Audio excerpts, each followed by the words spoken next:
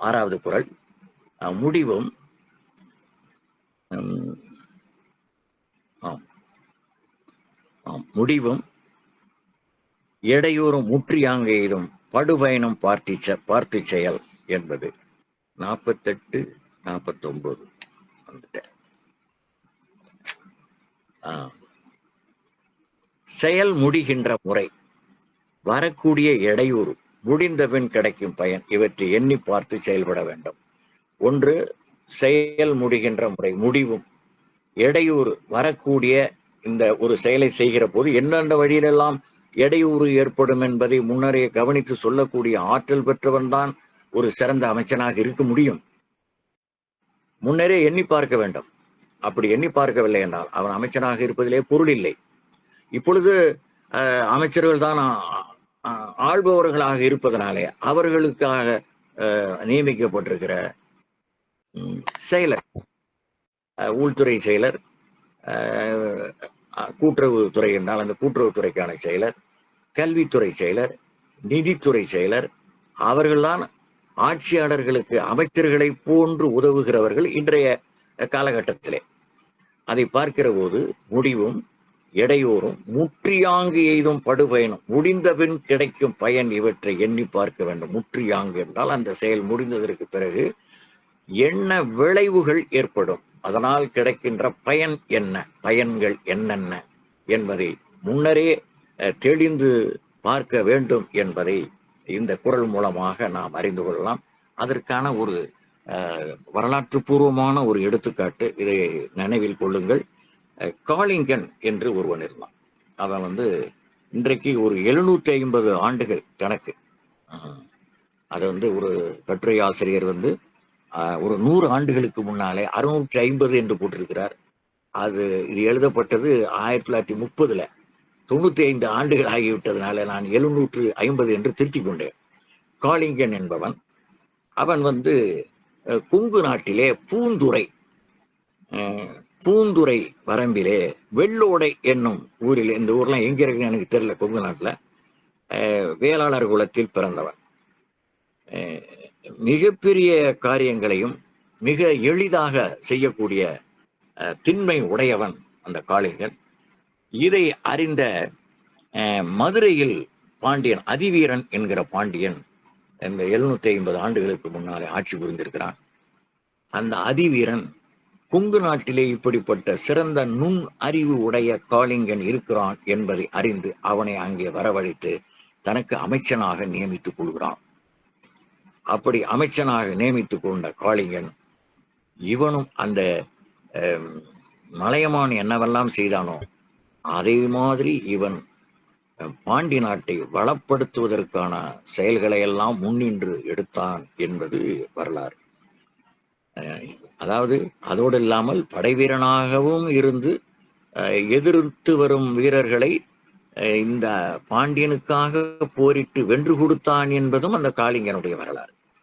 அப்படி எதையும் வலுவர தெளிந்து பழுசர முடிக்கும் இவனது வினை செயல் என்று குறிப்பிடுகிறார் ஆசிரியர்.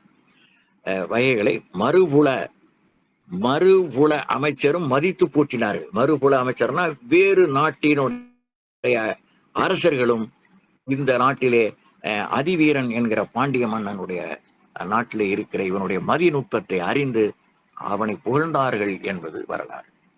அந்த அடிப்படையில ஒரு ஒரு சரியான எடுத்துக்காட்டு என்னன்னா, அவன் அந்த பவானி நதியில, கொங்கு நாட்டுல பவானி நதியில ஒரு அணை கட்டினான். இந்த வேலைகளை மட்டும் அவன் செய்துவிட்டு நின்று விடவில்லை. அவன் ஒரு அணை கட்டினான்.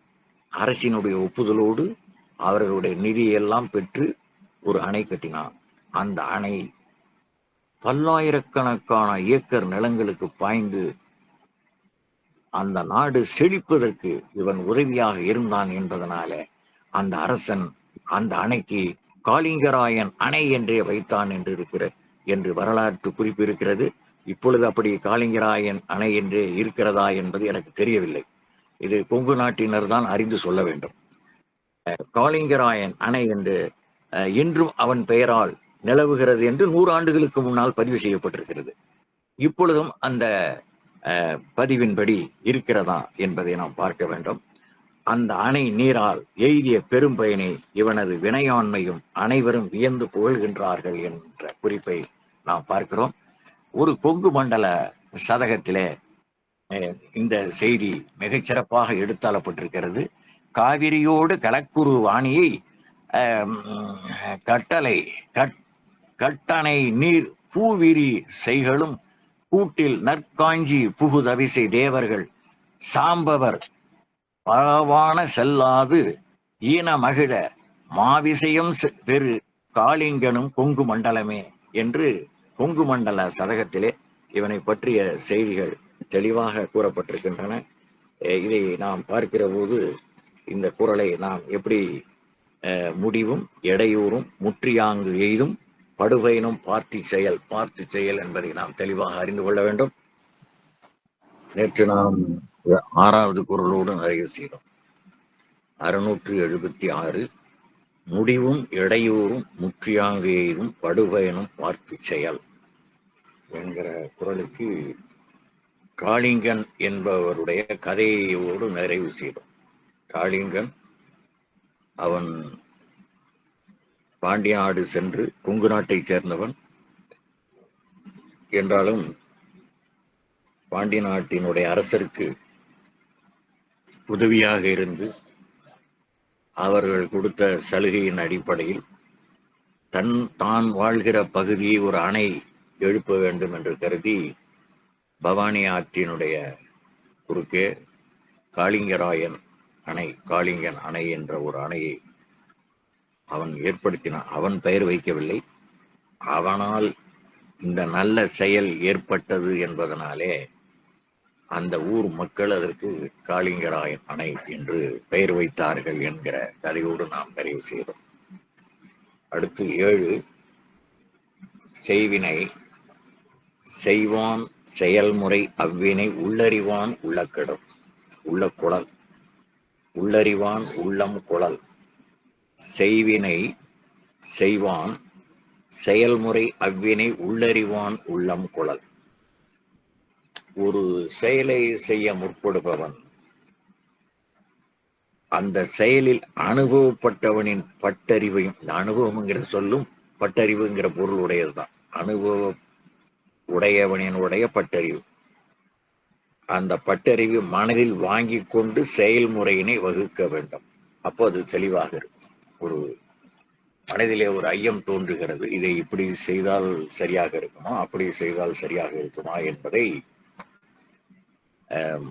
மூத்தவர்கள் சொல் கேட்டு, ஏனென்றால் அவருக்கு ஏற்பட்ட அனுபவத்தின் அடிப்படையில் தங்களுடைய பட்டறிவினால் அதை சரியாக சொல்வார்கள் என்பதை இந்த குறள் மூலமாக திருவள்ளுவர் விளக்குகிறார். செய்வினை என்றால் என்ன? ஒரு செயலை செய்ய விரும்புபவன் தான் எண்ணும் செயலை செம்மையாக செய்து முடிக்க அச்செயல் பற்றிய செய்திகளை அரைகுறை இல்லாமல் செய்து முடித்தல், அதான் செய்வோம். அரைகுறை இல்லாமல் அறிதல் வேண்டும்.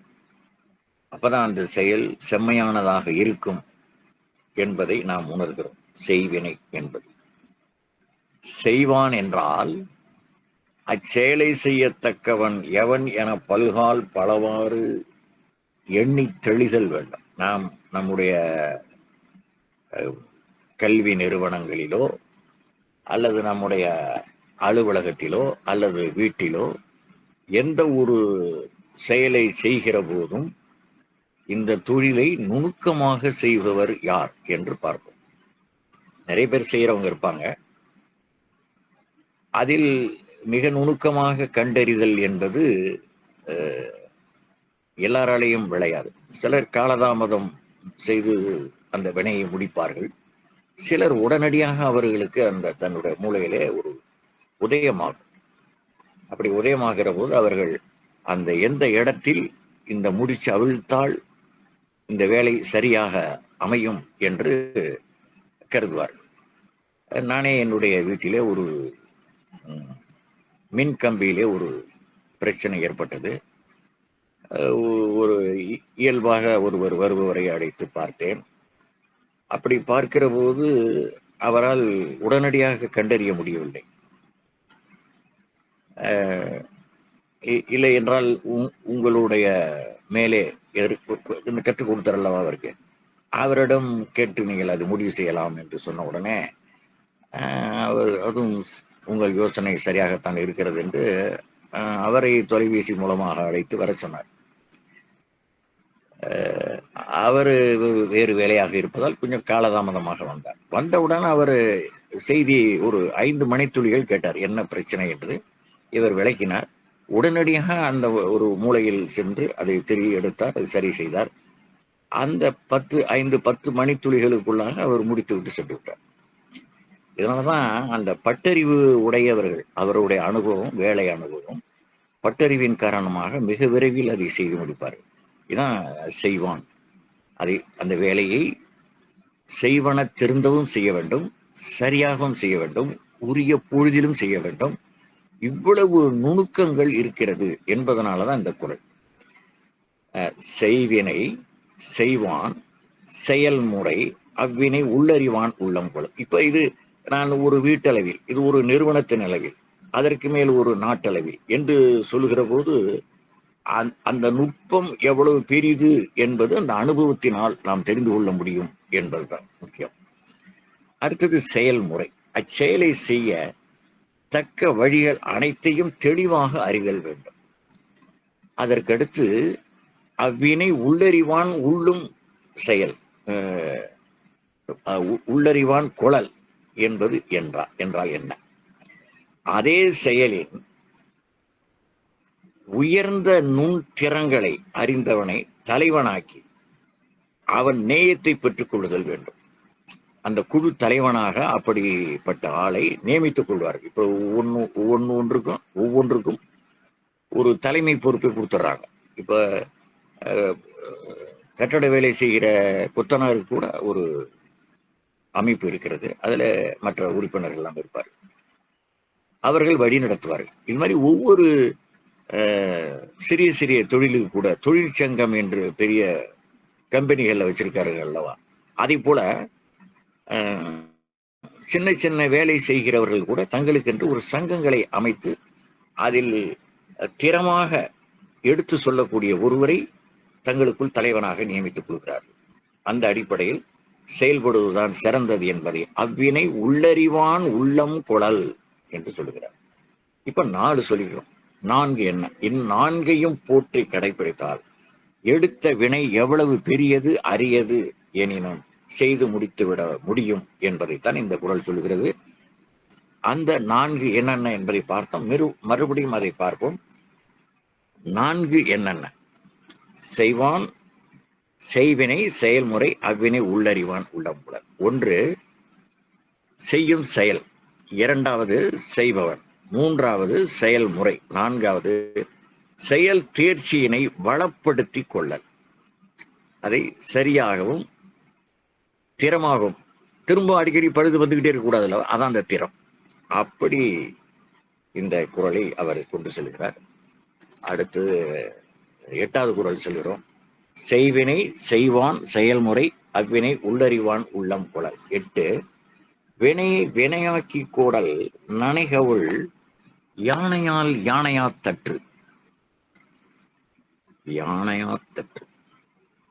வினையை வினையாக்கி கோடல் நனைகவுள் யானையால் யானையாத்தற்று என்பது ஒரு ஓமை. இப்ப நம்ம ஒரு வேலையாக வெளியில வருகிறோம், என்ன வேலையை முடித்து விட்டு வர வேண்டும் என்று வருகிறோம். ஆனால் அதற்கு முன்னமே ஒரு செயல் எச்சமாக இருக்கிறது, முடிவு பெறாமல் இருக்கிறது. அது நாம் போகிற இடத்திலே வழியில் அதுவும் தென்படுகிறது. அப்படி என்றால் அந்த எச்சமாக இருக்கிற வேலையையும் முடித்துவிட வேண்டும் என்று செய்கிறோம் அல்லவா, அதான் அந்த வினையை வினையாக்கி கோடல். இது எப்படின்னா, ஒரு யானையை பிடிக்கிறதுக்கு இன்னொரு யானையை காட்டி பிடிப்பதை போன்றது என்று ஓமை சொல்கிறார். இப்ப நாம் இப்ப பார்க்க போறது ஒரு வேலை, ஆனால் நிலுவையில் ஒரு வேலை இருக்கிறது. அந்த வேலையை நாம் கவனிக்காமல் இருந்து விட்டோம். அது திடீரென்று வழியிலே தென்படுகிறது. இப்ப அதை நாம் முடித்து விடுவோமா இல்லையா? இப்ப நான் இங்கிருந்து ஒரு 40 கிலோமீட்டர் தொலைவில் உள்ள ஒரு நகரத்திற்கு செல்கிறேன். ஒரு குறிப்பிட்ட வேலையை பார்ப்பதற்காக செல்கிறேன். ஆனால் ஏற்கனவே ஒரு வேலை பாக்கி இருந்தது, நிலுவையில் இருந்தது. அது நினைவுக்கு வருகிறது. அங்கு உள்ள ஒரு காட்சி. உடனடியாக சென்று அந்த வேலையும் நான் முடித்து விடுகிறேன். வினையை வினையாக்கி கூடல். நான் இந்த வேலைக்கு மட்டும்தான் வந்தேன், இந்த வேலையை மட்டும்தான் செய்வேன், அதற்கு இன்னொரு நாள் பொழுதை கழிப்பேன் என்று இல்லாமல் ஒரே நாளிலேயே அந்த 2 வேலை என்றாலும் 3 வேலை என்றாலும் செய்து விடுக என்பதுதான் இந்த கருத்து. அதற்கு உவமையாக யானையை கொண்டு யானையை பிடித்தல் என்கிற உவமையை சொல்லுகிறார். வினையை வினையாக்கி கோடல் நனைகவுள் யானையாள் யானையாத்தற்று. யானையை காட்டி மற்றொரு யானையை பிடிப்பது போல ஒரு செயலை செய்யும் போதே தொடர்புடைய பிரிதொரு செயலையும் செய்து முடிக்க வேண்டும் என்பது அதனுடைய நேரடியான கருத்து. அது கொஞ்சம் விளக்கம். தாம் செய்வதற்கு மேற்கொண்ட செயலால் மேலும் ஒரு செயலை செய்து முடித்தல். அதாவது மதநீர் பெருகி ஒழுகுகிறது ஒரு யானைக்கு. அந்த கட்டியிருக்கிற கட்டுத்தறியை பற்றியும் அது கவலைப்படவில்லை. எகிரி அடிக்கிறது, பாகனுக்கும் கட்டுப்படவில்லை.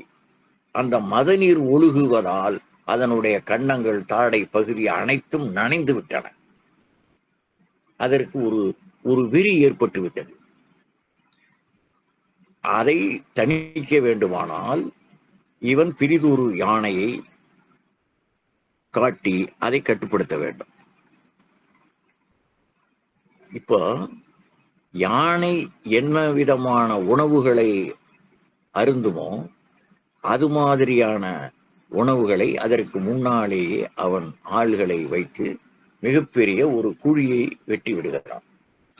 அந்த குழியை வெட்டி அந்த குழி தெரியாமல் இருக்கிற அளவுக்கு சில பொருள்களை போட்டு அந்த குழியை மேலாக மறைக்கிறான். அதுல கால் வச்சா உள்ள விழுந்துருவோம். இப்ப யானை காலை வச்சா என்ன ஆகும்? தலைகளா விழுவும். அப்படி செய்து அதற்கு மேல் அது உண்ணுகிற இலை தழைகளை எல்லாம் போட்டு நிரப்புகிறான். இப்ப அந்த யானையானது ஒரு யானையை கட்டி வைத்து இந்த யானையை அது தின்னுகிற உணவையும் காட்ட வேண்டும், அதற்கு இணையாக ஒரு இன்னொரு யானையும் காட்ட வேண்டும். இனத்தோடு சேரும் என்று சொல்வார்கள் அல்லவா? தான் ஒருவனாக இருந்த அந்த யானை இன்னொரு யானையை பார்த்தவுடன் அது அதோடு இணைந்து கொள்ள வேண்டும் என்பதற்காக, சேர்ந்து கொள்ள வேண்டும் என்பதற்காக விரைகிறது. அந்த இடத்தில் அதற்கான உணவு இருக்கிறது. அதை உண்ண நினைக்கிற போது அந்த குழிக்குள் விழுந்து விடுகிறது. யானையால் ஒரு யானையை பிடிப்பதற்கு இன்னொரு யானையை காட்டுதல் என்கிற பொருளிலே இதை சொல்லுகிறார். மதநீர் வழியும் யானை என்று பொருள். அந்த நனைகவுள் என்பதனாலே இந்த 2 தாடைகளில் வழியாக அந்த யானைக்கு ஒழுகும். எந்த யானைக்கு ஒழுகும் என்றால் களிறு என்கிற ஆண் யானை, பெண் யானைக்கு பிடி என்று பொருள். யானை என்பது பொது சொல், களிறு என்பது ஆண் யானை, பிடி என்பது பெண் யானை. இந்த 1330 குறள்களையும் இந்த யானை, பிடி, களிறு என்கிற சொற்கள் 6 இடங்களில் வருகின்றன. இதற்கு ஒரு பெரிய வரலாறு உண்டு. அதுக்கு ஒரு வரலாறு உண்டு. அதை நான் இடையில் எப்போது சொல்லியிருப்பேன் அந்த கதையை. அந்த 6 இடங்களில் வருகின்ற இடங்கள்ல யானை என்பது பொதுவாக உள்ளது. இப்ப பாம்பு என்பது பொது சொல், சாரை பாம்பு என்பது சிறப்பு, வழலை பாம்பு என்பது சிறப்பு, நாகப்பாம்பு என்பது சிறப்பு, நல்ல பாம்பு என்பது சிறப்பு. ஆனால் பாம்பு என்பது பொது சொல். இந்த பாம்பு இனங்கள் முழுமைக்குமான பொது சொல். அதை போல யானை என்பது ஆண் யானை, பெண் யானை இரண்டிற்கும் பொதுவானது. அதிலே பிடி என்பது பெண் யானைக்கு பெயர், களிறு என்பது ஆண் யானைக்கு பெயர். இப்ப கோடல் என்றால் கொள்ளுதல் என்று பொருள். கொள்ளுதல்னா பெறுதல் அப்படிங்கிற பொருள்ல அந்த லகரத்தை சிறப்பாக சரியாக உச்சரிக்கவில்லை என்றால் கொள்ளுதல் என்று பொருளாகிவிடும். கொள்ளுதல் என்று நுனினா மேல் அன்னத்தின் நடுப்பகுதியை தொட கொள்ளுதல் பெற்றுக்கொள்ளுதல் என்கிற பொருளிலே வரும். வினையை வினையாக்கி கோடல் கொள்ளுதல், ஒரு வினையை கொண்டு இன்னொரு வினையை பெற்றுக்கொள்ளுதல், செயலின் மூலமாக அந்த பயனை பெற்றுக்கொள்ளுதல். நனைகவுள் யானையால் யானையாத்தற்று. நனைகவுள் என்று சொல்வதனால் மத நீர் ஒழுகுகின்ற ஒரு யானை. அந்த யானை எந்த யானை என்றால் களிறு, ஆண் யானை. அதற்குத்தான் வரும் என்பதை நாம் அறிந்து கொள்கிறோம். ஆண் யானை என்பது புறப்படும். அது கட்டுத்தறியையும் முறிக்கிறது, பாகனுக்கும் அடங்கவில்லை, அழிவு வேலைகளையும் செய்கிறது. இப்போ பயம்பு என்று சொல்வார், அந்த குழி தோண்டுகிறார்கள் அல்லவா, அதற்கு பயம்பு என்று இலக்கணத்திலே நம்முடைய அகராதியிலே இருக்கிறது. அந்த குழி, யானையை பிடிப்பதற்காக தோண்டப்படுகிற அந்த குழிக்கு பயம்பு என்று பொருள். அந்த குழி தோண்டி யானை விரும்பி உண்ணும் இழை தலைகளை எல்லாம் போட்டிருப்பார்கள் என்று சொன்னார்.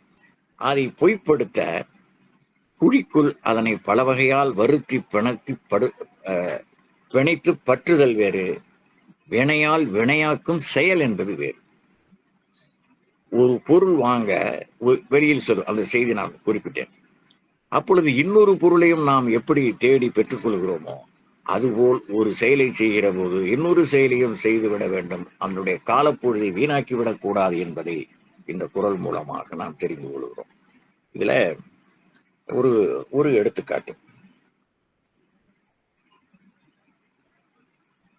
வஞ்சியை தலைநகராக கொண்டு ஆண்டவன் சேரன் செங்குட்டுவன். அவனுக்கு வில்லவன் கோதை என்று ஒரு சிறந்த நண்பன், அமைச்சன், நல்ல வழிகாட்டி. அப்படிப்பட்ட ஒருவனை இவன் தனக்கு அமைச்சனாக கொண்டிருந்தான். அவன் பெயர் வில்லவன் கோதை என்ற பெயர் பொருள். இப்ப இவர்கள் ஆட்சி புரிகின்ற அந்த காலகட்டத்துல வடபுலத்துல கனக விசையர் என்று இருவர் ஒரு விருந்தில், பல அரசர்களும் கலந்து கொள்ளுகிற விருந்தில், தமிழ்நாட்டில் உள்ள வேந்தர்களை, அரசர்களை பற்றி இழிவாக பேசியிருக்கிறார். அப்படி பேசுவது இந்த வில்லவன் கோதைக்கும் காதில் விழுந்தது, சேரன் செங்குட்டுவன் காதிற்கும் வந்தது. இவர்கள் இது கேள்விப்பட்டவுடன் உடனடியாக சென்று போர் தொடுக்கவில்லை. சிலப்பதிகாரத்தின் கடைசி பகுதி, இவன் குன்றுகளை உள்ள மலைவாழ் மக்களை காண்பதற்காக, அவர்களுடைய குறைகளை கேட்பதற்காக ஒரு முடி மன்னன் அரசன் செல்கிறான். இது சிலப்பதிகாரத்திலே உள்ள செய்தி.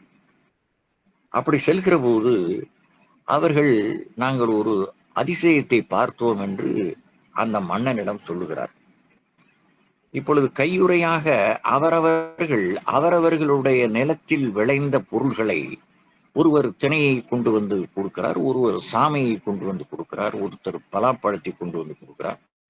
அவரவர்களுடைய நிலத்தில் என்ன விளைந்தனவோ அதை தன்னுடைய கையுறையாக, அது ஒரு மரியாதை நிமித்தமாக ஒவ்வொரு குடிமகளும் அரசனுடைய காலடியிலே கொண்டு வந்து வைக்கிறார். இது ஒரு மரியாதை நிமித்தம். நம்ம பெரியவர்களை பார்ப்பதற்காக ஏதேனும் பழங்களை வாங்கி கொண்டு செல்வோம். குறைந்தபட்சம் இல்லை, அதிகபட்சமாக எலுமிச்சம்பழம் எளிமையாக கிடைக்கக்கூடியதும் தவிர்க்க முடியாததும் ஆகிய ஒரு பழம் வந்து எலுமிச்சம்பழம். வேற எது விலை உயர்ந்த பொருள்களை வாங்கி செல்ல வேண்டும் என்று பொருள் அன்று. பெரிய பெரிய ஆட்களை பார்ப்பதற்கு கூட ஒரு எலுமிச்சம்பழம் அல்லது 2 எலுமிச்சம்பழத்தை எடுத்துக்கொண்டு சென்றால் போதுமானது. அப்படி இவர்கள் கையுறைகளை கொண்டு போய் தங்களை முகமுன்படுத்தி கொண்டு, அறிமுகம் செய்து கொண்டு இந்த காட்சியை அவர்கள் சொல்லுகிறார்கள். மேலிருந்து ஒரு விமானம் வந்தது பாருங்க. இப்போ 2ஆம் நூற்றாண்டில் எழுதப்பட்ட சிலப்பதிகாரம், அதற்கு முன்னால் நடந்த கதை இது. அந்த காலகட்டத்திலேயே நான் நேற்று குறிப்பிட்டேன், வளவன் ஏவா வான ஊர்தி என்று ஆளில்லாத விமானத்தை அந்த காலத்திலேயே தமிழர்கள் பயன்படுத்தி இருக்கிறார்கள் என்பது, இதெல்லாம் உண்மை என்பதை நிறுவுவதற்காக இந்த சான்றுகள் நேற்று என்று எழுதப்பட்டதல்ல. வாலியோ கண்ணதாசனோ எழுதின பாடல் என்று. இதெல்லாம் 2500 ஆண்டுகளுக்கு முன்னாலே புறநானூரில் வந்த செய்தி. வளவன் ஏவா வான ஊர்தி என்பது ஆளில்லாத விமானம். அதை போல இந்த ஒரு ஒரு ஒரு மிகச்சிறந்த ஒரு ஆண் அழகன், ஒரு பேரரசன் போல இருந்தான். அவன் அந்த விமானத்திலே, அந்த புட்பக விமானம் வந்தது. அதில் அங்கே கவலையுற்று கவலை தோய்ந்த முகத்துடன் தலைவிரி கோலமாக இருந்த ஒரு பெண்மணி தெய்வ பெண்ணாக காட்சியளித்தாள். அவளை அந்த விமானத்தில் அந்த அரசன் ஏற்றி கொண்டு சென்றான் என்கிற காட்சியை பார்த்து வியந்தேன் என்று அவர்கள் சொல்லுகிறார்கள். அப்படி சொல்லுகிற போது அவனுக்கு மிகவும் வியப்பு. அருகில் இருந்த இளங்கோ, சேரன் செங்குட்டுவனுடைய இளவல், அதற்கு பக்கத்தில் இருந்த அவர்களுடைய நண்பர்கள், இந்த இருவருடைய மிகச்சிறந்த நண்பராகி சீத்தலை சாத்தனார் என்கிற பெருமகனார், இவர் இந்த கதை எனக்கு தெரியும் என்று முழு கதையையும் அவர் சொல்லுகிறார். இவர்கள் அந்த முடிவான செய்தி, அவர்கள் பார்த்த செய்தியை சொல்லுகிறார்கள் குன்றக்குறவர்கள். இவர் முழு செய்தியையும் சொல்லுகிறார். உடனே அவர் என்ன சொல்லுகிறார், இளங்கோ, இந்த கதையை நான் காப்பியமாக ஏற்றுகிறேன், அடிகள் நேரே அருளுக என்று அவருக்கு அனுமதி கொடுக்கிறார். கதை இவருக்கு தெரியும், செய்யல அவர் ஏற்ற போறார், காப்பியத்தை ஏற்ற போகிறவர் இளங்கோவுடைய. இப்ப இந்த காலகட்டத்துல இப்ப இவ்வளவு எதுக்கு சொன்னேன் என்றால், இப்ப அவருக்கு உதயமாகிறது.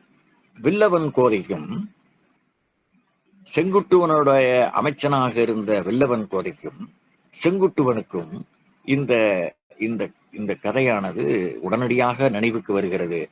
கனக விசயன் தமிழர்களை, தமிழ் வேந்தர்களை இழிவுபடுத்தினான் அல்லவா? இப்பொழுது இவர்களுக்கு தோன்றுகிறது, இப்படிப்பட்ட ஒரு பெண் தெய்வத்துக்கு நாம் ஒரு கோயில் கட்ட வேண்டும், சிலை வடிக்க வேண்டும் என்று கருதுகிற போது, ஒரே கல்லில் 2 மாங்காய் என்கிற அடிப்படையில் அவர்களுடைய கொட்டத்தை அடக்க வேண்டும். வடபுலத்தில் இருக்கின்ற கனக விசையருடைய கொட்டத்தையும் அடக்க வேண்டும், இந்த சிலையையும் நிறுவ வேண்டும். ஒரே கல்லில் 2 மாங்காய், வினையை வினையாக்கி கோடல், நனைகவுள் யானையால் யானையா தற்று என்கிற அடிப்படையில் உடனடியாக கனக விசையரிடம் போருக்கு செல்லாமல் காத்திருந்து 2 செயல்களையும் ஒரே நேரத்தில் முடிக்கிறார்கள். அவர்கள் தலையில் கல் சுமக்க வைத்து கொண்டு வந்தார்கள் என்பது அதனுடைய தொடர் கதை. வினையை வினையாக்கி கோடல், நனைகவுள் யானையால் யானையா தற்று. ஒரு யானையை பிடிப்பதற்கு இன்னொரு யானையை கொண்டு செயலை முடித்ததை போல இந்த கனக விசையர்கள் வாய் கொழுப்பினால் பேசிய பேச்சுக்கு உடனடியாக எதிர்வினை ஆற்றாமல் காத்திருந்து இந்த கண்ணகிக்கு சிலை வடிப்பதற்கு அவர்களையே பயன்படுத்தி கொண்டதுதான் இதனுடைய சரியான எடுத்துக்காட்டு. அதற்கு அடுத்தது 9வது குறள். நட்டார்க்கு நல்ல செயலின் விரைந்ததே ஒட்டாரை ஒட்டி குழல். நட்டார்க்கு என்றால் நண்பர்களுக்கு என்று பொருள். நல்ல செயலின் விரைந்ததே ஒட்டாரை ஒட்டி குழல். அதாவது நண்பர்களுக்கு மேலும் நல்லது செய்வதை காட்டிலும் விரைந்து செய்ய வேண்டியது என்ன என்றால், அதைவிட முக்கியமானது பகைவர்களை நண்பர்களாக ஆக்கியுள்ளது. ஒட்டாரை ஒட்டி குழல். இவன் எப்பொழுதும் நம்ம கூட சேர மாட்டான், ஒட்ட மாட்டான்னு சொல்லுவாங்க. இவன் எதுலேயே ஒட்ட மாட்டானே அப்படின்னு சொல்லுவாங்க. ஒட்டாரை ஒட்டி குழல். அப்படிப்பட்டவனை ஏதேனும் ஒரு வகையில் தாஜா செய்து அதை பகையை நட்பாக்கி கொள்ளுதல் என்பதுதான் மிகச் சிறப்பு.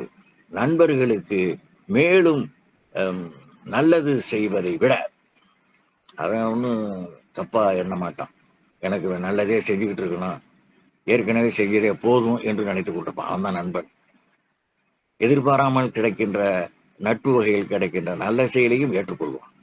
ஆனால் அவனுக்கு உடனடியாக செய்வதை விட பகைவனை நட்பாக்கிக் கொள்வதால் விளையும் விளைவுகள் மிகவும் சிறப்பு என்பதை இதன் மூலமாக சொல்லுகிறார். ஒரு எடுத்துக்காட்டு, அது சரியாக்கணும் இல்லையா? அப்பதானே அது பொருள் புரியும். ஆப்ரஹாம் லிங்கன் காந்தியடிகளைப் போலவே அகிம்சை வழியை பின்பற்றியவர். மகாத்மா ஒரு ஒரு கிறிஸ்தவ பாதிரியார், மத போதகர், அவரை எப்படியாவது தன் பக்கம் இழுத்து விட வேண்டும் என்று கருதி மகாத்மாவிடம், நீங்கள் எங்களுடைய மதத்திற்கு வந்து விடுங்கள். இவர் ஏன் என்று கேட்கிறார். அப்பொழுது அந்த பாதிரியார் சொல்கிறார், எங்கள் மதமானது அன்பை போதிக்கிறது. இரண்டாவது, பகைவர்களையும் நண்பர்களாக்கிக் கொள்வது என்று அவர் சொல்கிறார். அப்போ மகாத்மா சொல்லுகிறார், எங்களுக்கு பகைவரே கிடையாதே. நீ பகைவன் என்று ஒருவன் இருந்தால் அல்லவோ பகைவனை நண்பனாக்கிக் கொள்ள முடியும். எங்களுக்கு பகைவனே கிடையாது. பகைவனை ஒழிப்பதை விட பகையை ஒழிப்பதே சாலை சிறந்தது என்ற கொள்கையை உடையவர்கள். நீங்கள் உங்கள் மதத்தில் இருங்கள், நாங்கள் உங்களை எங்கள் மதத்திற்கு வர சொல்லவில்லை. நீங்கள் முதலிலே குறிப்பிட்டீர்களே உங்கள் மதம் அன்பை போதிக்கிறது. தன்னுடைய மதமும் அன்பை போதிக்கிறது என்று அவர் சொல்லவில்லை. எல்லா மதங்களும் அன்பைத்தான் போதிக்கின்றன, அதைத்தான் நீங்கள் சொல்லுகிறீர்கள். எந்த ஒரு மதமும் அன்பு வேண்டாம் என்று சொல்லவில்லை. இரண்டாவது, நீங்கள் சொல்லுகிற பகைவர் என்பது எங்களுக்கு இல்லை, பகைமை என்பதே இல்லை. அவர்கள் வேண்டுமானாலும் எங்களை பகைவர்களாக கருதலாம், நாங்கள் கருதவில்லை என்று சொன்னார். அதே செய்தியை ஆப்ரஹாம் லிங்கனிடம் அவருடைய நண்பர்கள் வந்து சொல்லுகிறார்கள், இவர்களெல்லாம் நம்முடைய ஆட்சியை எதிர்க்கிறார்கள், உங்களை எதிர்க்கிறார்கள் என்பதனாலே நாங்கள் அவர்களோடு சண்டையிட காத்திருக்கும் போது நீங்கள் அவர்களை அனுசரித்து போகிறீர்களே என்று ஆப்ரஹாம் லிங்கனிடம் அந்த அன்பர்கள் வந்து கேட்கிற போது லிங்கன் சொன்னார், மகாத்மா காந்தி என்ன சொன்னாரோ அதே செய்தியை சொல்லுகிறார். நமக்கு பகைவரை அழிப்பது நோக்கமன்று, நம்முடைய எண்ணம் எந்த ஒரு பகைவனையும் அழித்து விடுவதல்ல, பகையை அழிக்க வேண்டும் என்று ஆபிரகாம் லிங்கன் சொன்னார். இதெல்லாம் நம்மால் நட்டார்க்கு நல்ல செயலின் விரைந்ததே ஒட்டாரை ஒட்டிக்கொள்ளல் என்று அந்த பகைமையை அவர்களுடைய நெஞ்சத்திலிருந்தும் கிள்ளி எறிய வேண்டும் என்பதை நம்முடைய மகான் திருவள்ளுவர் பெருந்தகை நட்டார்க்கு நல்ல செயலின் விரைந்ததே ஒட்டாரை ஒட்டிக்கொள்ளல் என்கிற குரல் மூலமாக விளக்குகிறார். இதற்கு நாம் குண்டேறி யானை போர்க குணமென்னும் குண்டேறி நின்றார்வர்களை கனவையும் காத்தல் அரிது என்கிற 29வது குரலை இதோடு இணைத்து படிக்க வேண்டும். அடுத்து இந்த அதிகாரத்தின் நிறைவு குரல் 680 உரை சிறியார் உள்நடுங்கள் அஞ்சி குறைவெறின் கொள்வர் பெரியார் பணிந்து.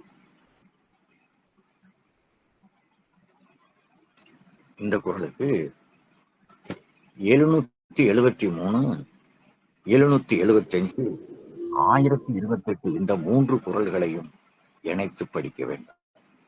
இந்த 3 குரல்களையும் இணைத்து படிக்க வேண்டும். உரை சிறியார் உள்நடுங்கள் அஞ்சி குறைவரின் கொள்வர் பெரியார் பணிந்து. இந்த கொள்வர் என்கிற 5ஆம் சீரை 7வதாக போட்டால் மிக எளிதாக பொருள் விளங்கும். உரை சிறியார் உள்நடுங்கள் அஞ்சி குறைவரின் பெரியார் பணிந்து கொள்வர் என்று படித்தால் அது பொருள் விளங்கும். வலிமை குறைந்தவர்கள் தம் வலிமையை பெருக்கவும் அச்சத்தை நீக்கவும் வலிமை மிக்க பெரியவர்களை பணிந்து ஏற்றுக்கொள்வர் என்பது அதற்கு நேரடியான பொருளாகும். இப்ப 773 என்ன சொல்லுகிறது என்றால், பகைவர்க்கு கருணை காட்டுதல். 773 நம்ம பின்னால விரிவா படிக்க போறோம். இதற்கு நாம் படைச்செருக்கு என்கிற அதிகாரத்துல வருகிற 3வது குறள், பேராண்மை என்பது அருகன் ஒன்று உற்றக்கால் ஊராண்மை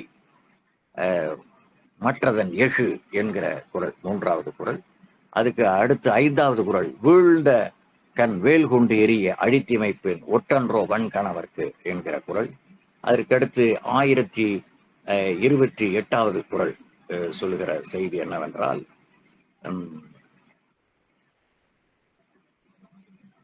குடி செய்வார்க்கில்லை பருவம் மடி செய்து மானம் கருத கெடும் என்கிற 3 குறள்களையும் நாம் இதோடு இணைத்து படிக்க வேண்டும். பகைவருக்கு கருணை காட்டாமல் எதிர்த்து போரிடும் வீரமே பேராண்மை. ஆனால் அந்த பகைவருக்கு ஒரு துன்பம் வந்துவிட்டால் அவர்களுக்கு அருள் செய்யும் நெஞ்சமே பேராண்மையின் உச்சம் என்று சொல்கிறார். நம்ம பிறன்மனை விழையாமையில ஒரு பேராண்மை சொல்லுவார். அதை விட பேராண்மை இங்கே 73 சொல்கிறார். பகைவனுக்கு கருணை காட்டாமல் எதிர்த்து போரிடும் வீரமே வீரம் என்று சொல்லுகிற பேராண்மை. அதைவிட பெரிய பேராண்மையினுடைய உச்சம் என்ன என்று சொன்னால், அந்த பகைவருக்கு ஒரு துன்பம் வந்துவிட்டால் அவர்களுக்கு அருள் செய்யும் பேராண்மையை உச்சம். இப்போ ஒரு காட்சி, நேரம் நெருங்கிவிட்டது. ஒரு காட்சி, ராமன் ராமன போர் நடைபெறுகிறது. கடைசி நாள் உச்சகட்டத்தில் இருக்கிற போது அவன் உடம்பிலெல்லாம் அம்புகள் தைக்கப்பட்டு வீழ்ந்துபடுகிறான். எழுந்து செல்கிறான். இப்படி அவமானப்பட்டு விட்டோமே எழுந்து சொல்கிறான். அப்பொழுதும் கூட அவன் நாளை வீறு பெற்று எழுந்து மறுபடியும் போர் செய்ய வரலாம் என்று ராமன் இன்று போய் நாளை வா என்று சொல்லுகிறானே, அதுதான் பேராண்மையின் உச்சம் என்பதோடு இந்த அதிகாரத்தை நிறைவு செய்கிறோம். உரை சிறியார் உள்நடுங்கள் அஞ்சி குறைபெறின் கொள்வர் பெரியார் பணிந்து செய்யும் திறத்தால் சீர்மை ஓங்கும். இதனுடைய நிறைவு வாசகம், செய்யும் திறத்தால் சீர்மை ஓங்கும். நன்றி, வணக்கம்.